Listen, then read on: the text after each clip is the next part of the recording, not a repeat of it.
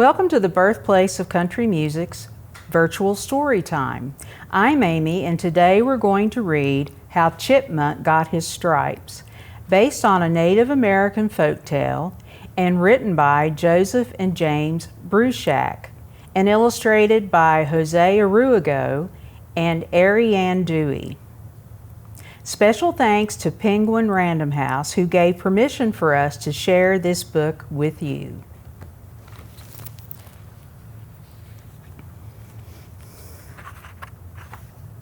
How Chipmunk Got His Stripes.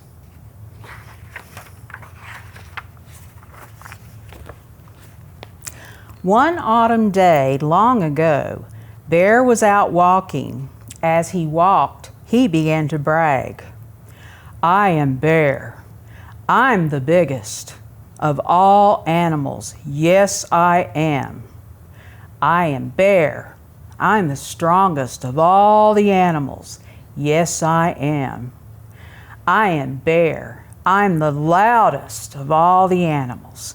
Yes, I am. I am Bear. I am Bear. I can do anything. Yes, I can.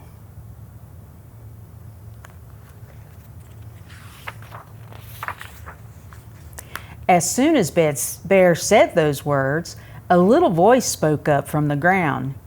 Can you really do anything? Bear looked down. He saw a little brown squirrel standing on his hind legs. Can you really do anything? Brown Squirrel asked again.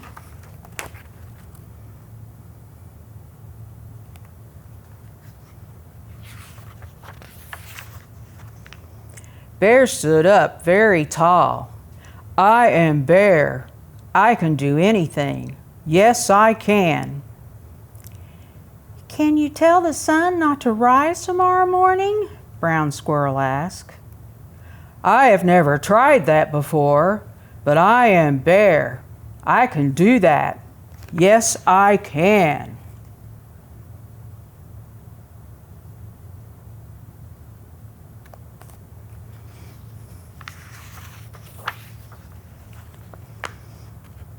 Bear turned west to face the sun. It was the time when the sun always goes down. Bear stood up to his full height and spoke in a loud voice. Sun, do not come up tomorrow. At his words, the sun began to disappear behind the hills. You see, Bear said, Sun is afraid of me. He is running away. But will the sun come up tomorrow? Brown Squirrel asked. No, Bear answered. The sun will not come up. And there goes the sun.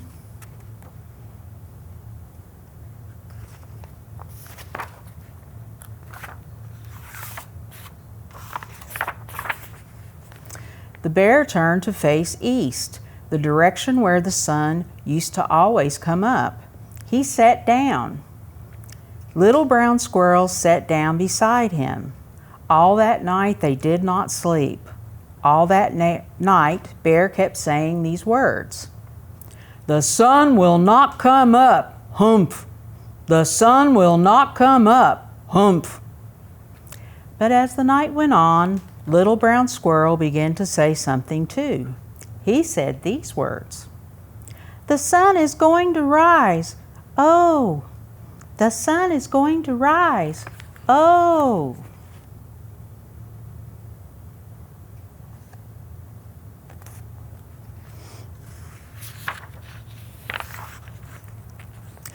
All through the night they sat there. One by one, other animals gathered around them. Fox and wolf, deer and moose, rabbit and porcupine, hawk and owl, otter and beaver, frog and turtle, and even the little mice came. They wanted to see who would be right, Bear or Brown Squirrel.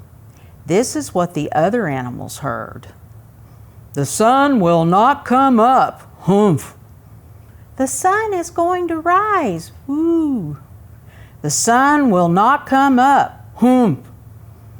The sun is going to rise. Oh! Finally, it was just before dawn, the time when the sun always used to come up. Look, said Turtle, a little bit of red is starting to show. Yes, said Owl, I believe the sun will rise today. Bear only chanted louder, the sun will not come up, hum. But right beside him, Little Brown Squirrel piped up, the sun is going to rise, oh! And there are all the animals.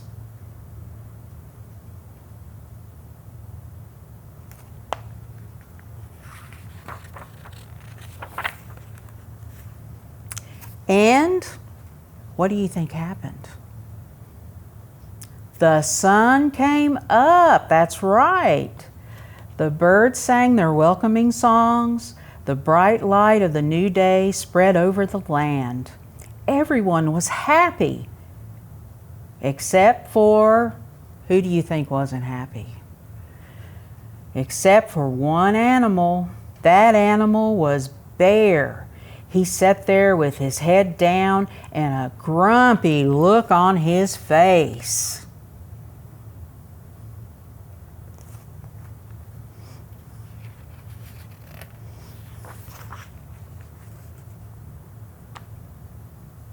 And who do you think was the happiest animal? The happiest of all was Little Brown Squirrel. The sun came up, he chirped. The sun came up. The sun came up. The sun came up. Brown Squirrel was so happy he forgot what his wise old grandmother had told him when he was very young. Brown Squirrel, his grandmother had said, it is good to be right about something, but when someone else is wrong, it is not a good idea to tease him.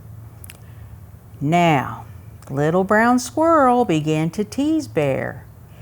Bear is foolish. The sun came up. Bear is silly. The sun came up. Bear is stupid. The sun...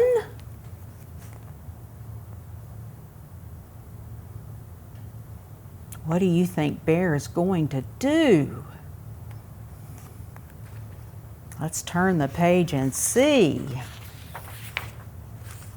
Whomp! Bear's big paw came down on Little Squirrel, pinning him to the ground. Bear leaned over and opened his big mouth. Yes, Bear growled, the sun did come up. Yes, I do look foolish, but you will not live to see another sunrise. You will never ever tease anyone else again because I, Bear, am going to eat you. Brown Squirrel thought fast. You are right to eat me, he said. I was wrong to tease you. I would like to say I am sorry before you eat me, but you are pressing down on me so hard that I cannot say anything. I can't say anything at all. I can't even breathe. If you would lift your paw up just a little bit, then I could take a deep breath and apologize before you eat me. Well, that is a good idea, Bear said. I would like to hear you apologize before I eat you. See Little Squirrel down there under Bear's paw? And what do you think Little Squirrel's gonna do when Bear lifts up his paw? So Bear lifted up his paw, but instead of apologizing, Brown Squirrel ran. He ran as fast as he could toward the pile of stones where he had his home. He had a tunnel under those stones and a nice warm burrow deep underground. Little Brown Squirrel's grandmother stood there in the door waiting for him. Hurry, Brown Squirrel, she called. Hurry, hurry.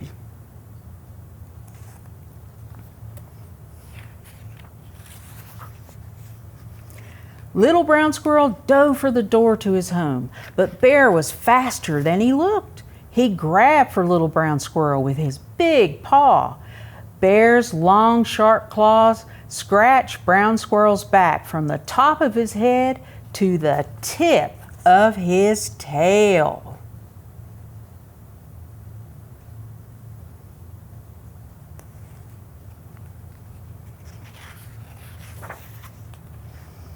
But Brown Squirrel got away, deep down in his burrow, where Bear couldn't get him. Brown Squirrel curled up next to his grandmother and slept all winter, where those scratches on his back healed. Look right here. What do you see looking down in that burrow?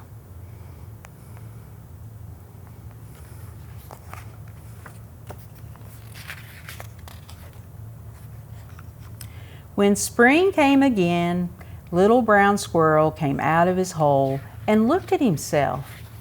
There were long pale stripes all the way down his back where Bear had scratched him.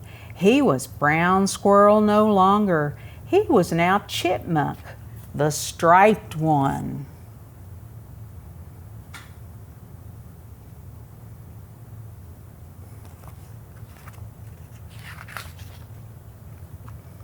That is how Chipmunk got his stripes. Ever since then, Chipmunk has been the first animal to get up every morning. As the sun rises, he scoots to the top of the tallest tree to sing his song. The sun came up, the sun came up, the sun came up, the sun came up. You see, all the animals are coming out to listen to little Chipmunk.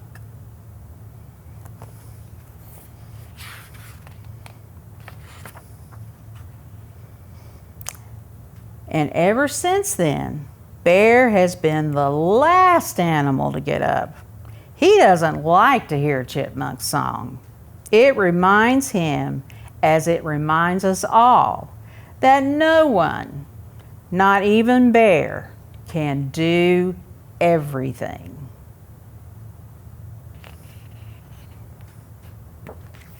Wasn't that a good book?